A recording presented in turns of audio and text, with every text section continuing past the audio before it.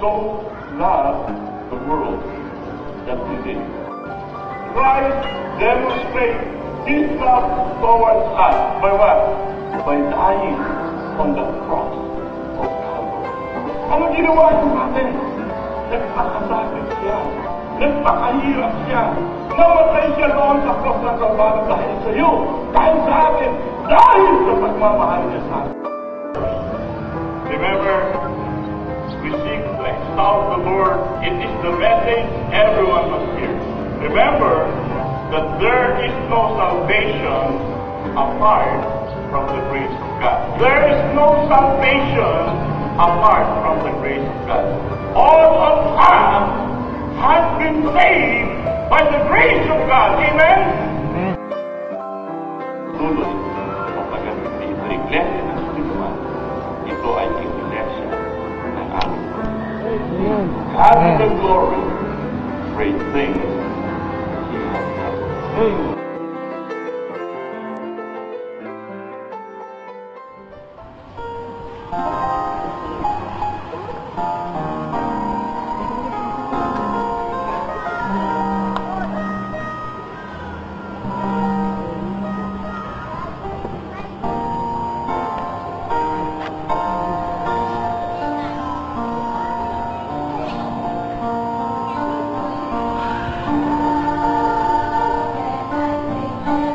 Present your body as a living sacrifice.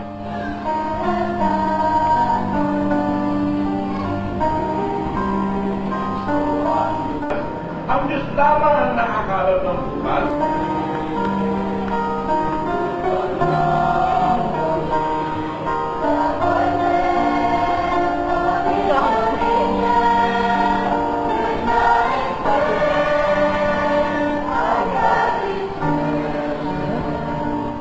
At hindi mo alam kung bukas ay makapaglilingkod ka.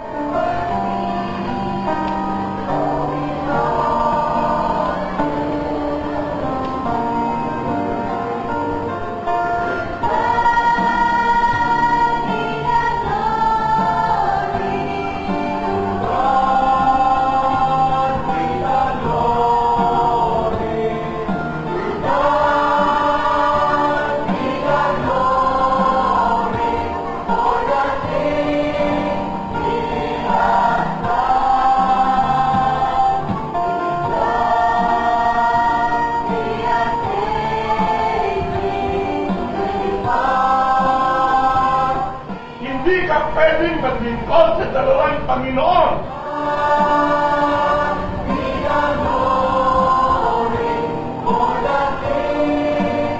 Or present your body as a living sacrifice.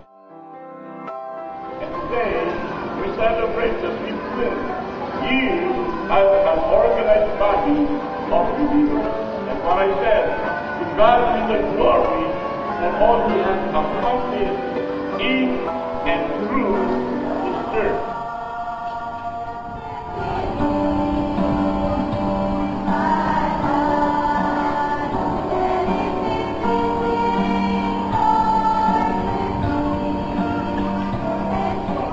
Pero naniniwala ako, anuman ang kondisyon, anuman ang kalagayan ng tao, pag yan ay hindi po ng Panginoon, naniniwala pa ako na yan ay babaguhin ng Panginoon.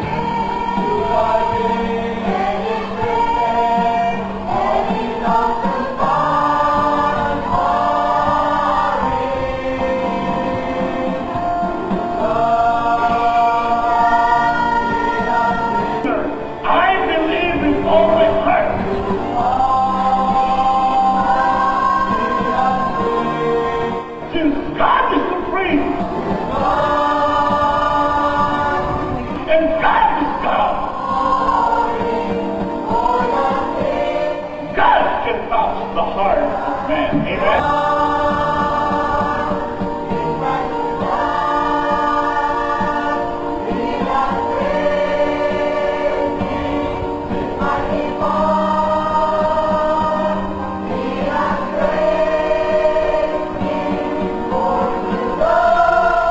I believe that the person whom I trusted,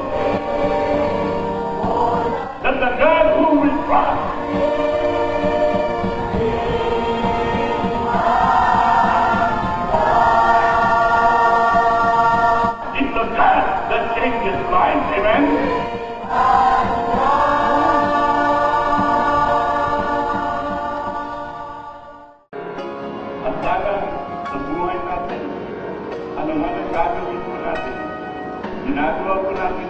para itaas ang ating sarili. Kung ginagawa ko natin yun, para itaas ang pangalan ng ating Panginoon. To God be the glory because God is working. God is the glory. Great things.